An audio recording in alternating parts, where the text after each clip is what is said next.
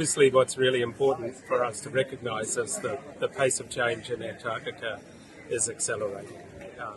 And that change means loss of ice, more rapid loss of ice, which of course means changes in sea level around the world, but it also means changes to ocean circulation, changes to atmospheric circulation, and the impacts of those changes on iconic Antarctic species such as penguins, but also further into the terrestrial environment, looking at nematodes and things that live in the soil. So the changes are quite impactful.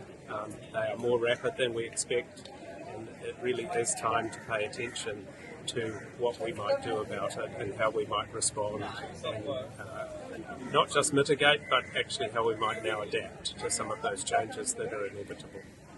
SCAR is at the center of research, regarding global warming, the interaction between the atmosphere and the ocean. So, how do you see your role evolving, even as communities are sometimes skeptical, sometimes alarmed? How do you see your role in this?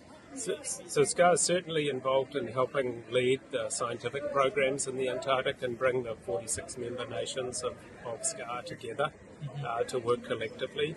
But it's also equally involved in helping ensure that information, that research information, is available for policymakers and for people to understand and adapt to. The changes are now being observed in Antarctica. So we know that the changes are happening. They're measured and we can see them. So the challenge for us now is in how we respond to that and what we do about it. And SCAR is partly helping to do that with policymakers through the Antarctic Treaty Consultative Meeting, but also with its messaging out more broadly through programs like this, the NCPOR here in India, but also this meeting, and how we get the messages out from the research here in India that's contributing as well. What do you see are some of the more immediate impacts? You already said we have reached the 1.5 above average since 1950. So what do you see are some of the more immediate impacts of this global warming? So it's a little bit insidious. So these changes are happening quite slowly, but quite progressively. That change is now accelerating. We're already seeing we're now at 4.5 millimetres of change in sea level rise per year.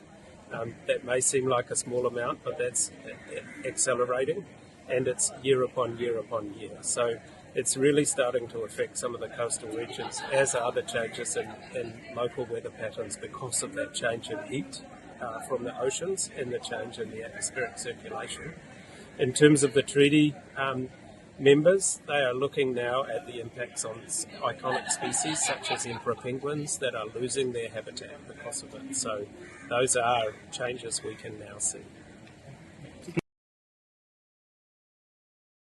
The conference on polar science essentially was originally, the idea came to, have a network within the country, within India, actually to involve all young scientists as well as the middle level as well as senior scientists together to have a potential collaborations among the institutions within the country, as well as think about strategies and ideas for doing science in a better way. I think we do it every 2 years, and this has provided nearly more than 300 people are participating in it. And we also yesterday we had a very enthusiastic young project, polar scientist meeting. So this altogether actually provides an impetus to actually how, as the globe is changing and so is the polar regions, how will ultimately we will, how do we understand them better? Thank you. Thank you.